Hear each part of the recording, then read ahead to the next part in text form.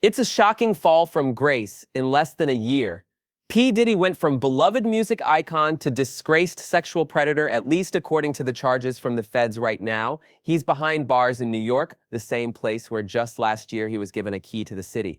It was a disturbing set of allegations that led to Diddy's arrest, in the way of multiple civil suits brought by accusers, and in some of those suits, co-defendants are listed, and in others, celebrities. Could it be a time of reckoning for them too? We're taking a deep dive into all the celebrities listed in Diddy's civil lawsuit and whether they too could face federal charges. I'm Gillespie, and this is Law&Crime News, a groundbreaking case brought forth just this week when 54-year-old Shad Diddy Combs was arrested on September 15th. He now faces some pretty serious federal charges: racketeering, conspiracy, trafficking by force, fraud, or coercion, and transportation to engage in prostitution. Did was indicted by a federal grand jury and is now being held in Brooklyn at the Metropolitan Detention Center after he was twice denied bail. Diddy's attorneys say he was in New York for about a week before the arrest, anticipating the federal indictment. But he wasn't the only one who kind of saw this coming after federal investigators raided two of Diddy's homes back in March. We kind of had an idea something was on the way. Just this week, we learned some of the items that investigators collected during those raids of Diddy's homes in both Miami and Los Angeles. According to the indictment against Diddy, investigators seized more than 1,000 bottles of baby oil and lubricants from his homes. The court states that these items were used in something referred to as freak-offs, which were elaborate and produced sex performances that Combs arranged, directed, masturbated during, and often electronically recorded. According to prosecutors, Diddy and his associates transported commercial sex workers over state lines. And even international. Diddy then allegedly gave these sex workers and victims controlled substances. At times unannounced, the victims' prosecutors say Diddy did this to keep the victims obedient and compliant. He then took videos of victims having sex with these sex workers, sometimes without their consent after all. Both Diddy and the victims would receive IV fluids to recover from the physical exertion and drug use. Federal investigators say that during the raids of Diddy's homes, they collected some of these recordings showing the disturbing details of these freak-offs.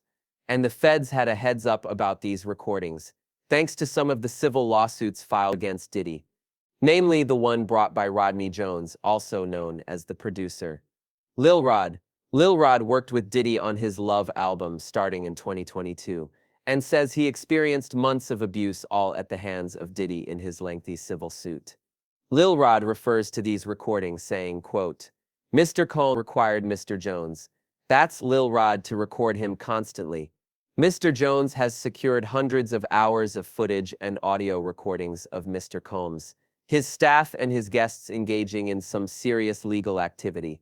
Lil Rod's lawsuit also lays out some other pretty disturbing claims, like that Diddy sexually assaulted him and forced Lil Rod to have sex with a prostitute. But Lil Rod's lawsuit came out swinging in more ways than one. Not only did it shed light on the dark allegations against Diddy, but it dropped some high-profile celebrity names too. First, there's Academy Award-winning actor Cuba Gooding Jr. Lil Rod alleges Diddy was, quote, grooming him to pass him off to his friends. This fear became reality when Mr. Combs introduced Mr. Jones to Cuba Gooding Jr. while they were on Mr. Combs' yacht. The lawsuit includes pictures of this too, showing both Diddy with Cuba and then Cuba with his arms around Lil Rod. Court does go on to say, quote, "Cuba Gooding Jr. began touching, groping, and fondling Mr. Jones's legs, his upper inner thighs near his groin, and the small of his back near his buttocks, and his shoulders. He rejected his advances. And Mr. Gooding Jr. did not stop until Mr. Jones forcibly pushed him away." Here's former prosecutor Melba Pearson. In the last couple of years, there were allegations against him for sexual assault. So now we had those prior allegations, and now we see him tied to this case as allegedly trying to, assault assault others back in 20 on misdemeanor charges of forcible touching and sexual abuse after allegedly groping a woman in Times Square. By the next year, 3 women had come forward, accusing him of non-consensual sexual touching. He eventually reached a plea deal with prosecutors that required 6 months of counseling, but no jail time just this summer. He appeared on Dan Abrams Live, where he discussed those charges when you pleaded guilty to a forcible touching misdemeanor in 2022. Eventually led to a guilty plea of a lesser charge. A year later, you settled a federal civil lawsuit, 2 more civil misconduct lawsuits. Can you understand why some would say don't want to cast this guy? Sure, but I can also understand some people who come up to me in the street all the time and yell, "Show me the money," and say, "Hang in there and I see what you're going through." You know, you make movies for an audience of people, right now. I'm making a movie for faith-based people who are excited to renew our hope in humanity, especially the times we're in dealing with politics and the world issues that are going on, so that's where I am now. And have you expressed regret, sorrow, apologies for what happened previously? Everything that happens in my life is for a reason. I believe that, and if I continue to walk on my path, whatever that is, I know at the end result, it'll be to make me stronger, to be a better person, to be a better father, you know. And right now, that's the moment I'm in. Back to Melba says it's possible that charges could be brought against the actor. I am getting the feeling where there's smoke, there's fire, right? Because now we have 2 different instances where you're accused of the same type of behavior, you know, years apart. I think there's something there, and I don't know that Cooper J. Jr. is going to escape from that one, because he already saw definitely people moving away from him within Hollywood circles and other circles once those first sexual assault allegations came out. So at this point, I don't think he's going to get away with it a second time. Possible that he could face charges based on these allegations that were brought forward by Lil Rod. It is possible as well. Again, we've got the statute of limitations issue to deal with. So depending on the time frame of when this happened is, you know, again, the Adult Survivors Act, which was the vehicle where many of these lawsuits came out when, if these civil law school suits, came out, there was a out amount of time for those suits to be filed. The time frame is going to be very, very important. What witnesses come forward, because again, you know, this may not be a situation where DNA may be at play. This may be more of a situation of, hey, yes, I was there and I recall, you know, a Cuba Jing Jr., you know, putting his hands on the L Rod, or I, you know, recall certain aspects. So it's going to be a very witness-intensive type of case. And the question is, will the witnesses be willing to come forward? Another high-profile name listed in Lil Rod's lawsuit is Jennifer Lopez. From the standpoint of the names of the celebrities that were tied to this, the fact that Jennifer Lopez was tied to this back when she was involved in or party to a shooting at a nightclub, when she was dating Diddy, and is now alleged to have brought the gun with her to the scene and gave it to Diddy, and that's how the shooting occurred. Lil Rod's team brings up J-Lo when establishing Diddy's history, writing his quote, "RICO enterprise has existed for at least dating back to the 1999 nightclub shooting in NYC, when Mr. Colemas required his then-girlfriend Jennifer Lopez to transport his illegal firearm into the NYC nightclub. The court do also allege Diddy forced his then-artist Shine to assume responsibility for the shooting of several individuals. Shooting happened on December 27, 1999.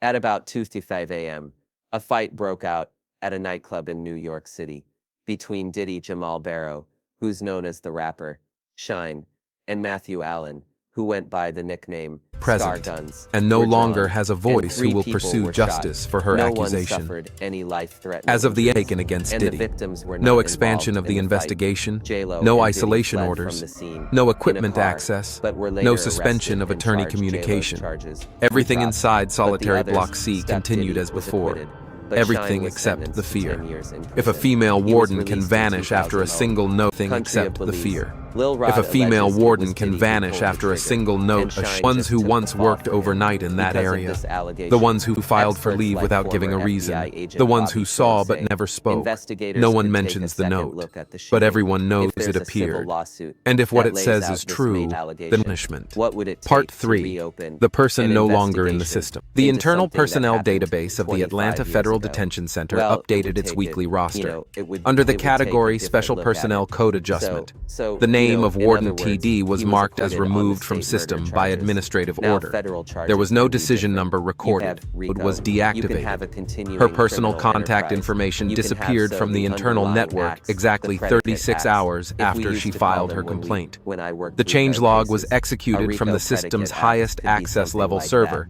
that. a device bearing the 1999 identifier case, and you can use it as a DCCA1, predicate located act. in the You Coordination can bring Office it on the up fourth in, floor of the when I worked Security cold Administration cases, Wing. Of this type. Only 2 Sometimes individuals with time, possess with the the authority passage to of perform time, a system-level people aren't as personnel removal at intimidated, that and tier, they're not the as head of threatened, Federal and Human they get away Resources from and the Detention person Center. who was the threat. No confirmation And they feel exists more a patient was forthcoming to made. testify The or to removal give of Warden statements, TD's name was in not accompanied by testimony. any But or certainly, protective I think reassignment. that At case is 11:20 going to a.m., be a part of printed it. copy of the personnel In the deployment aftermath chart of was that, generated they in have preparation witnesses for the that new say week's he schedule. bragged about, Under the section intimidating marked witnesses, Internal Alert, paying TD's off name jurors. Certain when you have that kind of stuff, if you go back and you find that juror that was paid off, or jurors multiple that may have been paid off, certainly that gives you the impetus to kind of come forward and refresh those charges on a federal case. So the federal cases will be a little different. The charges are a little different. So it's not double jeopardy. And so I think that that case that you mentioned, that you cite, I think is certainly one of the ones they're looking to build into a much bigger, to me, maybe a RICO type case. We also know that federal investigators have spoken to other plaintiffs in civil cases against Diddy to learn more about his personality and what he's like in relationships. That means J-Lo is someone the feds will want to talk to if they haven't already. It also means she could be called to testify against him. It's possible. It's absolutely possible. If I was the prosecutor handling that case, I absolutely would list her right. But of course, we need to know whether or not she'd be cooperative. That of course changes the strategy when it comes to trial. So you may list someone as a potential witness. That does not mean you're necessarily going to call them. The question is whether or not they're going to. Their testimony is really going to help you.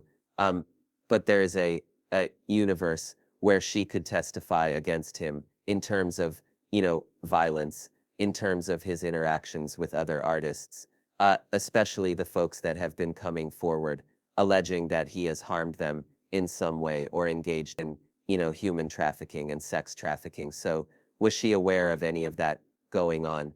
Did she see him with underage girls? Or was she present for when some of those videos were taken? That little Rodden, included screenshots of those videos in his pleadings. So how much of that did she know? When did she know it? And what actions did she take at the time? Is that part of the reason why they broke up?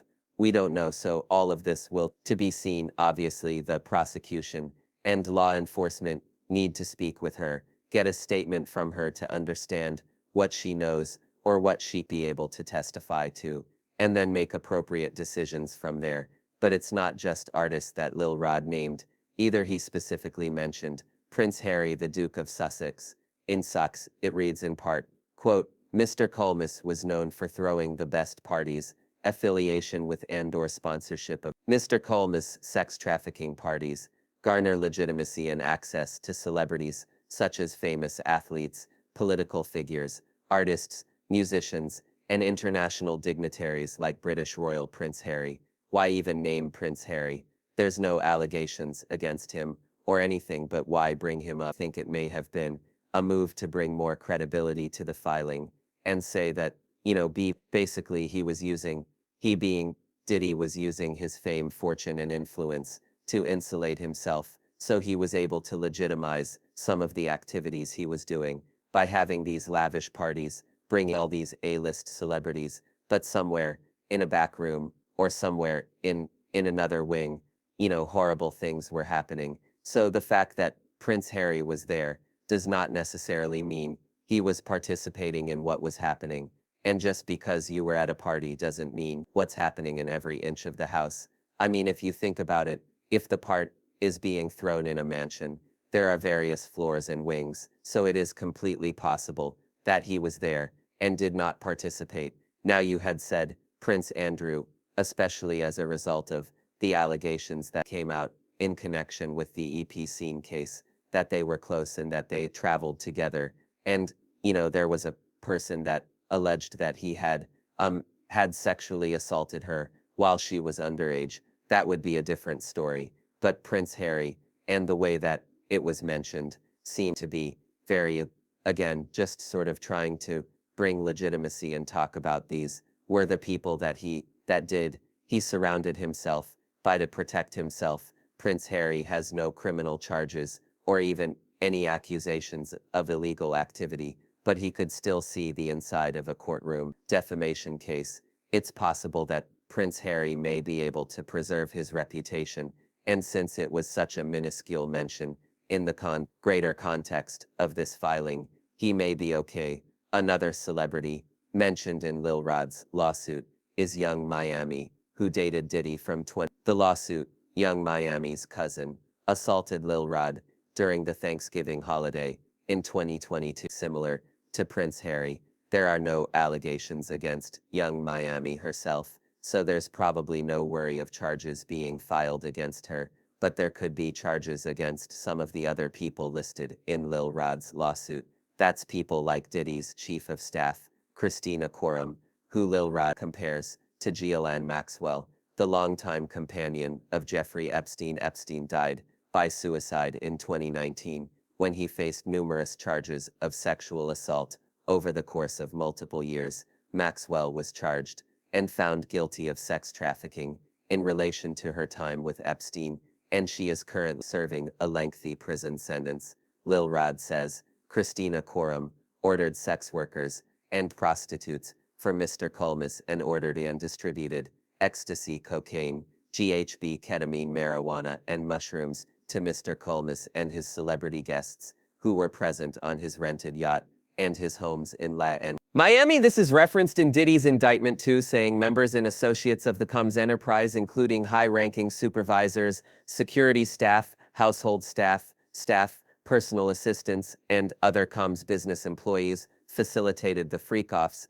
by, among other things, booking hotel rooms for the freak-offs, stocking the hotel rooms in advance with the required freak-off supplies, including controlled substances, baby oil lubricant, extra linens, and lighting. Federal prosecutors also alleged these associates arranged travel for victims and commercial sex workers, delivered large sums of cash to Diddy to pay these sex workers, and even scheduled the delivery of IV fluid. So, according to Melba, it's possible some of these associates are charged too. None of these cases, when you have these high-profile people that have been using people over years, these cases happen without a... Kelly had a handler, Epstein had a handler, Weinstein had a handler. Everybody has in those scenarios of those powerful people, powerful men that are abusing other people. They have someone that does their dirty work. And it's usually not only just one person,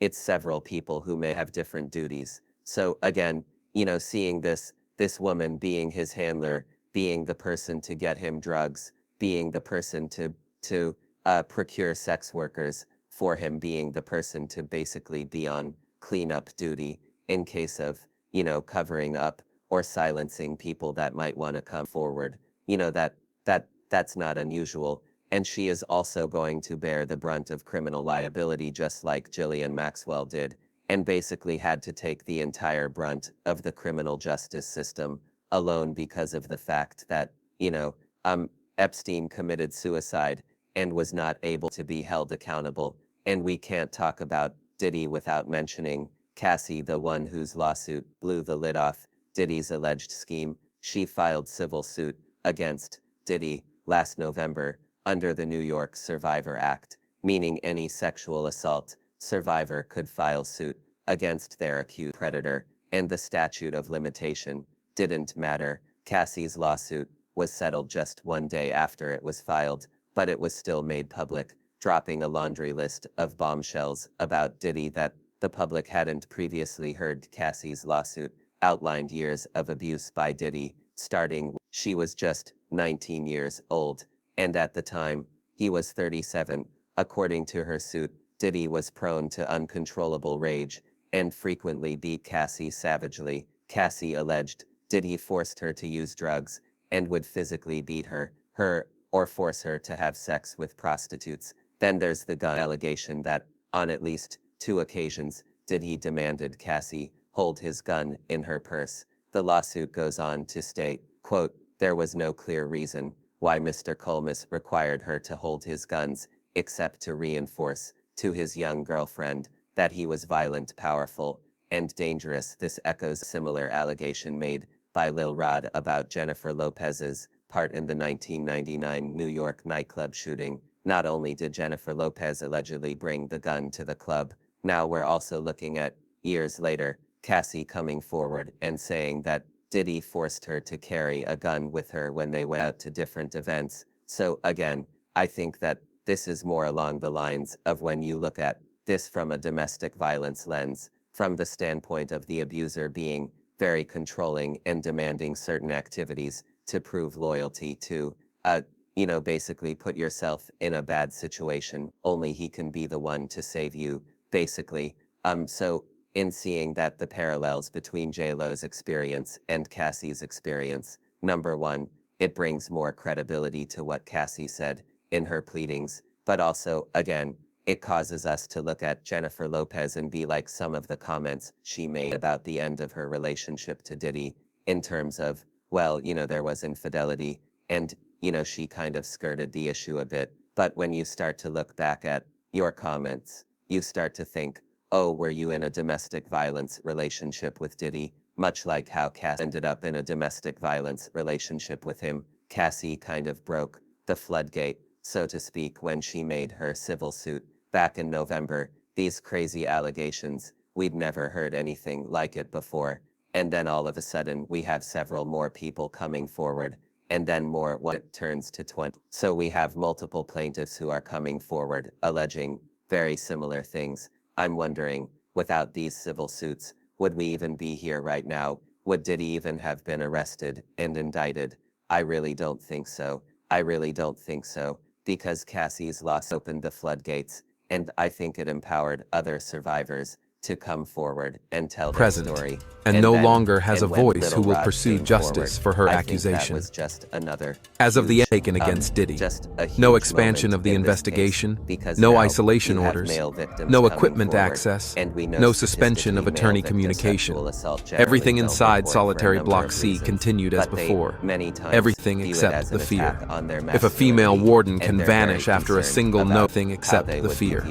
If a female warden can vanish after a single note, the ones who once worked overnight in that area, the ones who filed for leave without giving a reason, the ones who saw but never spoke. No one mentions the note, but everyone knows it appeared. And if what it says is true, the punishment. Part 3. The person no longer in the system. The internal personnel database of the Atlanta Federal Detention Center updated its weekly roster. Under the category Special Personnel Code Adjustment, the name of Warden TD was marked as removed from system by administrative order. There was no decision number recorded. It was deactivated. Her personal contact information disappeared from the internal network exactly 36 hours after she filed her complaint. The changelog was executed from the system's highest access level server, a device bearing the identifier DCCA1, located in the coordination office on the 4th floor of the Security Administration Wing. Only 2 individuals possess the authority to perform a system-level personnel removal at that tier, the head of Federal Human Resources and Detention Center. No confirmation exists as patient was made. The removal of Warden TD's name was not accompanied by any or protective reassignment. At 11:20 a.m., a printed copy of the personnel deployment chart was generated in preparation for the new week's schedule. Under the section marked Internal Alert, TD's name. Hearing that would ultimately indict Diddy, but it's likely at least some of his accusers did. I do believe that a number of the survivors would have testified. I don't think that they would have brought all of them because of the fact, number one, you want to testifying is traumatizing, especially when you're talking about the most awful day likely of your life and some very degrading things that happen to you, and you have to tell that to a bunch of people you don't know. So it's you have to be very cautious in when and how you bring your victims and your survivors to testify, and think about that in terms of your strategy, because again, you may want to save some of the survivors for the actual trial if this does go to trial, and maybe just pick one or two that make the point, right? And then you can fill it in with more evidence as the trial proceeds. But you don't necessarily have to show all of your evidence to the grand jury. You just pick the strongest pieces of evidence so that, again, you're not burning your survivors out before they get to the point of trial unnecessarily. Obviously, they do have to testify and, tell their story so that the jury has something to liberate on. But at the same token, you don't want to push them too much because, again, that trauma is very real. And even if they are getting assistance through counseling or something along those lines, still a lot to have to talk about it, especially in such a huge, with the huge media frenzy around it. And so many people weighing in, and whether it be social media or other celebrities or things like that. So those are some of the things I think the assistant U.S. attorney would have been considering when deciding who should be brought in front of the grand jury to testify. And when it comes time for trial, we could expect to hear from Cassie or other accusers in federal court. You're bringing up a really good point, because as you said, this is probably one of the darkest times of these survivors' lives, and they have to come forward with these serious allegations and relive the trauma that I'm sure they've been working to overcome. It's really tough, but we're assuming that a lot of them are going to testify at the trial, whenever that may be, and there are several accusers that had to go through and do all of that. What would it look like at the trial then at the trial now? The key is that the U.S. Attorney's Office has to make sure that they're not going too far afield with bad character evidence. We saw how that kind of backfired in the Harvey Weinstein case, where as well as Bill Cosby case, where other instances were brought in that were maybe not as close in time, or more so not really enlightening the jury about what happened in the charges that were in the indictment, but more so, he's just a really bad, horrible, predatory person. That may be the truth. However, when it comes to proving the charges at hand, you have to be very focused on making sure the jury understands what happened during the time frames that are specified in the indictment. And so, if some of these other survivors, let's say something happened 10 years ago, that might be too far in time for them to be able to testify. But if we're talking about an instance of something that happened last year, for instance, that might be closer in time to allow them to be able to testify. And again, if they have specific knowledge about certain aspects of the indictment, of course, they'll be brought to testify. Again, you have to be very cautious, because you want to be able to preserve, if you're able to get a conviction, you want to be able to preserve it on appeal by not making these types of errors. After his indictment this week, Diddy pleaded not guilty to all charges and was denied bond twice. A statement from his legal team reads, quote, "Shah Diddy Combs is a music icon, self-made entrepreneur, loving family man, and proven philanthropist who has spent the last 30 years building an empire, adoring his children, and working to uplift the Black community. He is an imperfect person, but is not criminal. To his credit, Mr. Combs has been nothing but cooperative with this investigation, and he voluntarily relocated to New York last week